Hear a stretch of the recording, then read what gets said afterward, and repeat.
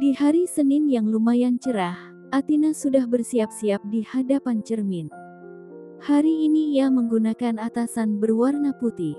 Wanita cantik itu menyingsingkan lengan bajunya hingga siku, tidak lupa dengan rok selutut beserta sepatu berwarna senada. Ia juga menyisir rambut pirangnya dengan rapi, menggerainya dan menatanya di satu sisi. Setelah meyakinkan penampilannya sempurna, wanita 27 tahun itu pun bergegas menuju Z-Corp, tempat kerjanya selama 4 tahun terakhir.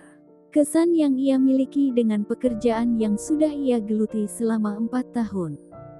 Jika diberi rating dari 1 hingga 10, maka ia akan memberi nilai pekerjaannya 9,5/10.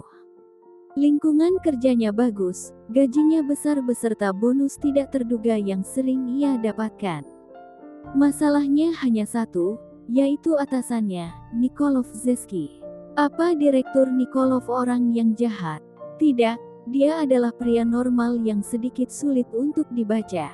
Terlalu normal hingga membuat Athena merasa sedikit bosan dan monoton. Athena selalu datang lebih awal. Ia sudah duduk di meja kerjanya 1 jam sebelum Direktur Nikolov datang, karena ia akan tamat jika sang direktur yang datang lebih dulu darinya. Pagi Sekretaris Athena. Athena menoleh mendengar sapaan itu. Pagi Sekretaris Kepala, itu adalah Sekretaris Stuart, kepala sekretaris di perusahaan itu. Dia adalah seorang pria yang seluruh rambutnya hampir sudah berwarna putih. Dari sekian banyak orang dan karyawan Z-Corp, dia adalah salah satu karyawan yang bekerja paling lama serta memiliki hubungan yang sangat baik dengan CEO Z-Corp.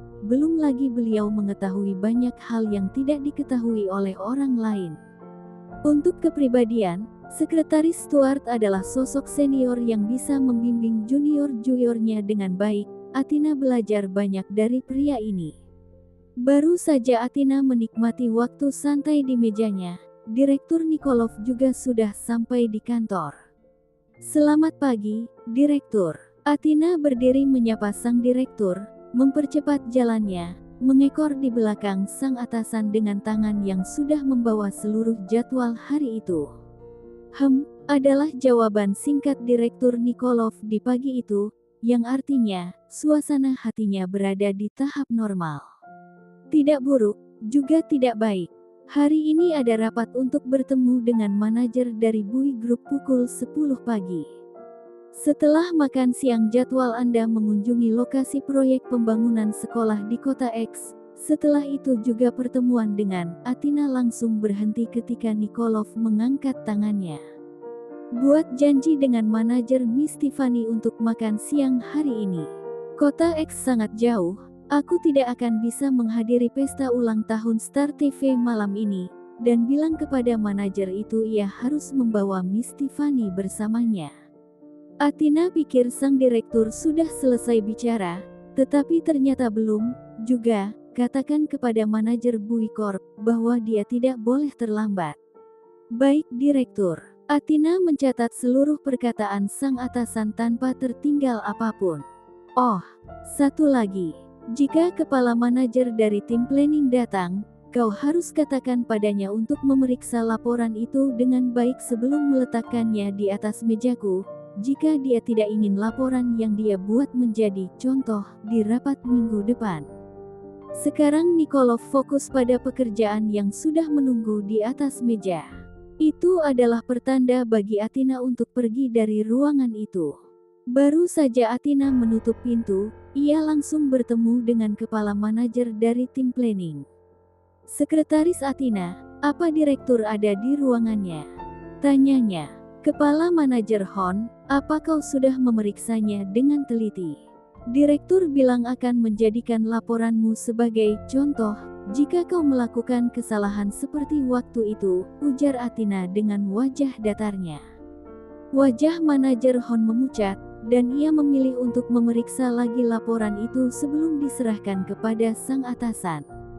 Athena sudah memesan tempat terbaik untuk makan siang antara Direktur Nikolov dan Miss Tiffany siang ini di sebuah restoran bintang 5. Manajer sang artis berhasil membawa Miss Tiffany untuk bersedia makan siang, tetapi setelah melihat keterkejutan di wajah wanita itu ketika melihat keberadaan Athena di sana, ia tahu jika sang manajer telah menipunya. Hah, wanita yang malang.